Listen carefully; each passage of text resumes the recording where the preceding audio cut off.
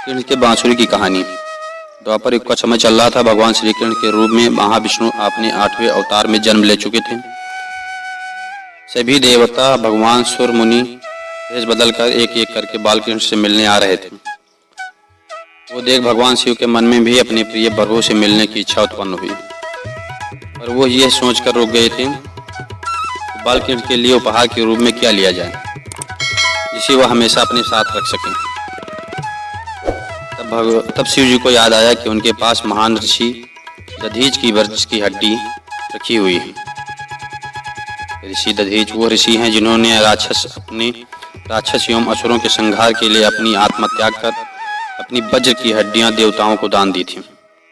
जिस ऋषि विश्वकर्मा ने कुछ हथियार बनाए थे, कुछ बची हुई कोई एक हड्डी को तराश कर भगवान शिव ने एक अत्यंत बांसुरी बनाई। फिर वो भगवान कृष्ण से मिलने पहुंचे। तब उन्होंने वही बांसुरी उन्हें भेंट कर दी। वो सुंदर भेंट कृष्ण भगवान को बहुत पसंद आई। शिव और भगवान श्री कृष्ण के बीच स्नेह देखकर कुछ इन देवताओं ने भगवान कृष्ण को बांसुरी वाला के नाम से गौरवान्वित किया। उसी बांसुरी को श्री कृष्ण भगवान के अपने अवतार काल के अधिकतम समय हमेशा अपने साथ रखा। तो यह थी श्री कृष्ण की बांसुरी की कहानी। भगवान श्री कृष्ण के सिरदर्द की कहानी। द्वापर युग में घटित कृष्ण और राधा की कहानियाँ कौन नहीं जानता। उस वक्त देवताओं में यह चर्चा थी कि राधा की ही भगवान कृष्ण की सबसे बड़ी भक्त है। इस पर एक व्यक्ति सहमत नहीं था, वो थे नारद मुनि। वह अपने आप को श्री कृष्ण के का सबसे बड़ा भक्त मानते थे। पर देवताओं में राधा रानी के विषय में चर्चा सुनकर उन्हें जलन महसूस होने लगी थी। नारद मुनि के स्वभाव से भगवान कृष्ण भी अच्छी तरह से अवगत थे। एक दिन नारद मुनि कृष्ण भगवान से मिलने द्वारकापुरी पहुंच गए। उन्हें आता देख भगवान श्री कृष्ण अपना सिर पकड़कर बैठ गए। मुनिवर ने उन्हें देखते ही पूछा, क्या हुआ प्रभु, आप यूं सिर पकड़कर क्यों बैठे? उस पर द्वारकाधीश ने उत्तर दिया, मुनिवर, आज हमें सिर में बहुत पीड़ा हो रही। नारद बोले, तो प्रभु, इस पीड़ा को मिटाने का कोई उपाय है? इसने कहा, हाँ, उपाय तो है। अगर मेरा सबसे बड़ा भक्त अपने चरण धोकर उसका चरण अमृत मुझे पिलाएगा तो मेरा सिरदर्द पल भर में ठीक हो जाएगा। कृष्ण के मुख से यह उपचार सुनकर कुछ पल के लिए मुनिवर सोच में पड़ गए। यूं ही तो सबसे बड़ा भक्त मैं ही हूँ, लेकिन अगर मैं अपने पैर धोकर उसका चरण अमृत प्रभु को पिलाऊंगा तो मुझे नरक जाने जितना पाप मिलेगा। परंतु राधा को तो सब कृष्ण का बड़ा भक्त मानते। यह सोचने के बाद भगवान से आज्ञा लेकर के नारद मुनि राधा रानी के महल में जा पहुंचे और उन्हें प्रभु के सिर में हो रही पीड़ा एवं उनके उपायों के बारे में बताया। यह सुनकर राधा रानी एक क्षण भी देर न करके अपने चरण धोकर उसका अमृत एक कटोरी में नारद मुनि के हाथ में ला करके दिया। कहा, मुनिवर, मैं नहीं जानती कि मैं भगवान कृष्ण की कितनी बड़ी भक्त हूँ, पर मैं अपने प्रभु ईश्वर को आराध्य पीड़ा से नहीं देख सकती। राधा के मुख से ये सच्चे भक्त भाव के सुनकर नारद मुनि की आंखें खुल गईं और वो समझ गए कि राधा रानी ही कृष्ण की सबसे बड़ी भक्त है और प्रभु ही कृष्ण के से लीला मुझे समझाने के लिए रची थी। कर्माबाई की खिचड़ी। ये कहानी भगवान श्री कृष्ण की प्रिय भक्त कर्माबाई की है। कर्माबाई बचपन में ही अपने पिता जीवन राम को कृष्ण भगवान की पूजा करते हुए देखती थी। वो कभी भी कृष्ण भगवान को भोग लगाए बिना भोजन नहीं करते थे। जब कर्माबाई 13 साल की थी, एक दिन जीवन राम को तीर्थ पुष्कर स्नान के लिए जाने की इच्छा हुई। साथ में उनकी पत्नी ने भी इच्छा स्नान की प्रकट की। जीवन राम अपनी बेटी को भी ले जाना चाहते थे, लेकिन दुविधा ये थी कि अगर वो सब घर बाहर गए तो भगवान श्री कृष्ण को भोग कौन लगाएगा। तब जीवन राम ने इस नित्य कर्म की जिम्मेदारी कर्माबाई को सौंपी और कहा, बेटी देखो कर्मा, सुबह भगवान कृष्ण को भोग लगाए के पश्चात ही तुम भोजन ग्रहण करना। कर्मा ने भी अपने पिता की हाँ में हामी भरी। अगले दिन सुबह कर्माबाई ने उठकर सबसे पहले गुड़ और घी डाल करके बाजरे की खिचड़ी बनाई और भगवान श्री कृष्ण की मूर्ति के सामने रख दिया। बोला, भगवान, मैं आपका भोग लगा रही हूँ, आपको सब भूख लगे तो खा लेना। तब तक घर में के और पूरे काम कर लेती हूँ। इतना कहकर वो काम में जुट गई। काम करते करते बीच बीच में आकर के देखने पर जब कर्मा को ज्ञात हुआ कि भगवान ने अभी तक खिचड़ी नहीं खाया, तब उसे संदेह हुआ कि शायद खिचड़ी में घी और गुड़ कम है, इसलिए भगवान कृष्ण भोजन ग्रहण नहीं कर रहे हैं। तभी कर्माबाई ने खिचड़ी में थोड़ा गुड़ और घी मिलाया और मूर्ति के सामने बैठ गई। वो बोली, भगवान मेरे पिताजी जब खिलाते थे तब तो आप खा लेते थे, तो अब क्यों नहीं खा रहे? और अभी तो पिताजी बाहर गए हैं, उन्हें आने में बहुत कुछ दिन लग सकते हैं। तब तक आप भोग लगाने की जिम्मेदारी मुझे दी गई है, इसलिए जब तक भोजन नहीं खाओगे मैं भी कुछ नहीं खाऊंगी। इस तरह की जिद पर अड़ी नन्ही कर्मा की प्यारी बातों में कृष्ण भगवान का सिंहासन डोल गया। और फिर मूर्ति से आवाज आई, बेटी कर्मा, तुमने पर्दा तो किया ही नहीं, तो मैं भोजन कैसे करूंगा? तब कर्माबाई ने मूर्ति के आगे अपनी चुनरी का पर्दा किया और कुछ ही समय में मूर्ति के सामने रखी खिचड़ी की थाली खाली हो गई। तब कर्मा को रोज सुबह सबसे पहले कृष्ण को भोजरी का भोग लगाने, खिचड़ी का भोग और बाद में खुद भोजन ग्रहण करती थी।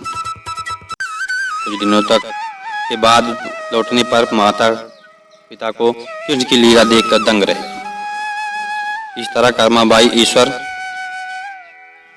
कृष्ण की असीम भक्ति और अपने जीवन के अंतिम दिनों में कर्माबाई जगन्नाथ की नगरी जगन्नाथपुरी में एक कुटिया में बस गई थी। वहां पर एक दिन कर्माबाई की कुटिया के सामने एक तेजस्वी बालक आ गया और उसने कर्माबाई से कहा, मुझे भूख लगी है, माँ खाना दे दो। उस वक्त भी कर्मा अपने भगवान कान्हा को खिचड़ी का भोग लगा रही थी। कर्मा ने उस बालक को खिचड़ी खिलाया। उसके बाद ही बालक हर रोज कर्मा के हाथ का खिचड़ी खाने आ जाया करता था। ये सिलसिला कई वर्षों तक चलता रहा। बालक कोई और नहीं, स्वयं भगवान जगन्नाथ थे, क्योंकि जिस दिन कर्माबाई का देहांत हुआ उस दिन जगन्नाथ भगवान की मूर्ति की आंखों से आंसू बह रहे थे। और उसी रात मंदिर के पुजारी के स्वप्न में जगन्नाथ भगवान आए और अपने दुखों का कारण बताया कि उनकी परम प्रिय भक्त कर्माबाई गोलोक सिधार गई हैं और मैं रोज सुबह उनके हाथ की खिचड़ी खाता था। अब मुझे खिचड़ी कौन खिलाएगा? अगले दिन मंदिर के पुजारियों ने निर्णय लिया, भगवान को रोज बाजरे की खिचड़ी का भोग लगाया जाएगा और उस भोग का नाम दिया गया कर्माबाई की खिचड़ी। चावल के एक दाने की कहानी। द्वापर युग में पांडव वनवासी का जीवन जी रहे थे और महाकपटी दुर्योधन हस्तिनापुर में एक राजविलासी जीवन जी रहा था। एक दिन महर्षि दुर्वासा अपने शिष्यों के साथ हस्तिनापुर अतिथि बनकर पधारे थे। दुर्योधन ने काफी अच्छी तरह से उनका आतिथ्य किया। इसी पवित्र कार्य के बीच दुर्योधन ने अपने मामा शकुनी के साथ मिलकर पांडवों को परास्त करने की एक नई योजना बनाई। जब महर्षि दुर्वासा ने कहा कि हम भोजन करेंगे, तब दुर्योधन बोला कि ऋषियों को भोजन कराना तो एक महापुण्य का कार्य है, लेकिन महर्षि दुर्वासा से मैं आपसे अनुरोध करता हूँ कि यह महापुण्य को प्राप्त करने का अवसर मैं अपने बड़े भ्राता युधिष्ठिर को देना चाहता हूँ। इतना कहकर दुर्योधन ने महर्षि दुर्वासा और उनके शिष्यों को नजदीक के वन में बसे युधिष्ठिर की कुटिया में भोजन करने के लिए भेज दिया, क्योंकि वो जानता था कि दोपहर के समय पांडव द्रौपदी सहित खाना खा चुके होंगे और कुटिया में अन्य शेष नहीं होगा। कुछ ही समय में महर्षि दुर्वासा अपने शिष्यों के साथ पांडवों की कुटिया के सामने थे। वहाँ युधिष्ठिर ने उनका बड़े आदर के साथ स्वागत किया। महर्षि दुर्वासा ने युधिष्ठिर को दुर्योधन के साथ हुआ अपना वार्तालाप बताया और कहा कि मैं और अपने शिष्य स्नान के पश्चात भोजन करेंगे। इतना कहकर वो सभी ऋषिगण स्नान के लिए चले गए, नदी पर गए। धर्मराज युधिष्ठिर ने यह बात सुनकर जाकर द्रौपदी से बताई। द्रौपदी ने कहा कि उस वक्त तो हमारे पास कुछ भी भोजन शेष नहीं है। द्रौपदी का दिल यह सोचकर घबराने लगा, अगर ऋषियों को भोजन नहीं कराएगा तो उन्हें महर्षि दुर्वासा के क्रोध और शाप का पात्र बनना पड़ेगा। उस कठिन घड़ी में द्रौपदी अपने मित्र सखा कृष्ण को याद करने लगी। उसी वक्त लीलाधर कृष्ण ने द्रौपदी की कुटिया के अंदर प्रवेश किया। उन्हें देखते ही द्रौपदी उनके पास दौड़ती हुई गई और उन्हें अभिवादन करके अपनी समस्या बताई। कृष्ण ने कहा, द्रौपदी तुम्हारी समस्या को कुछ समय के लिए भूल जाइए। सबसे पहले मुझे कुछ खाने को दो, मुझे बड़ी जोरों की भूख लगी है। तब द्रौपदी ने अच्छे पात्र लाकर कंस के सामने रख दिए। साथ ही अपनी समस्या भी बताई। महर्षि दुर्वासा और उनके शिष्य कुछ ही देर में भोजन करने के लिए आने वाले हैं, लेकिन घर में तो जरा सा भी भोजन शेष नहीं है। द्रौपदी की बात सुनकर कृष्ण मुस्कुराए और पात्र में देखने लगे। उस पात्र में चावल का सिर्फ एक दाना बचा था। वो देखकर भगवान कृष्ण बोले कि यह क्या, इसमें तो बहुत सारा खाना बचा हुआ है। और वो चावल का बचा हुआ दाना उन्होंने खा लिया। इधर श्री कृष्ण के चावल का दाना खाते ही उधर स्नान करके नदी से बाहर निकले महर्षि दुर्वासा और उनके शिष्यों का पेट भर गए और उन्हें डकारे आने लगी। और वो युधिष्ठिर की कुटिया की ओर आने के बजाय अपनी यात्रा के लिए प्रस्थान कर गए। इस तरह चावल के एक दाने से ही कृष्ण भगवान ने ऋषियों को पेट भरकर उनके क्रोध और शाप से पांडवों की रक्षा की। भगवान श्री कृष्ण और कुम्हार की कहानी। यह कहानी भगवान श्री कृष्ण के बाल काल की है। बचपन में श्री कृष्ण बड़े ही शरारती थे। आए दिन कुछ कृष्ण भगवान के नए नए उल्हाने रोज यशोदा मैया को सुनने के लिए आया करते थे। इन्हीं उल्हानों से तंग आकर एक दिन यशोदा मैया ने छड़ी उठा लेकर के कृष्ण भगवान के पीछे दौड़ पड़ी और मैया से भागते भागते गोविंदा एक कुम्हार के घर में घुस गए। उस वक्त कुम्हार अपने काम में व्यस्त था और जब कुम्हार की दृष्टि भगवान पर पड़ी तब वह बड़ा ही प्रसन्न हो गया। कृष्ण बोले, कुम्हार जी, मेरी मैया बहुत क्रोधित हैं और छड़ी लेकर मुझे ढूंढ रही हैं। कुछ समय के लिए मुझे अपने कहीं छुपा लीजिए। कुम्हार भगवान श्री कृष्ण के अवतार रूप से अज्ञात था। उसने तुरंत कृष्ण जी को एक बड़े से घड़े के नीचे छुपा लिया। कुछ समय पश्चात जब यशोदा मैया वहां आकर पूछी, क्यों रे कुम्हार, क्या तुमने मेरे कान्हा को देखा है? तो कुम्हार ने जवाब दिया, नहीं मैया, मैंने नहीं देखा। कुम्हार और यशोदा मैया के बीच हो रहे संवाद भगवान श्री कृष्ण गौर से सुन रहे थे। फिर जब माता यशोदा वहां से चली गई तब कान्हा बोले, कुम्हार जी, मेरी माता यदि चली गई हों तो मुझे इस घड़े से बाहर निकालिए। कुम्हार बोला, ऐसे नहीं भगवान, पहले आपको मुझे वचन देना होगा कि आप मुझे 84 लाख योनियों के बंधन से मुक्त कर देंगे। कुम्हार की बात सुनकर कान्हा जी मुस्कुराए और बोले, ठीक कुम्हार, मैं वचन देता हूं कि तुम्हें 84 लाख योनियों के बंधन से मुक्त किया जाए।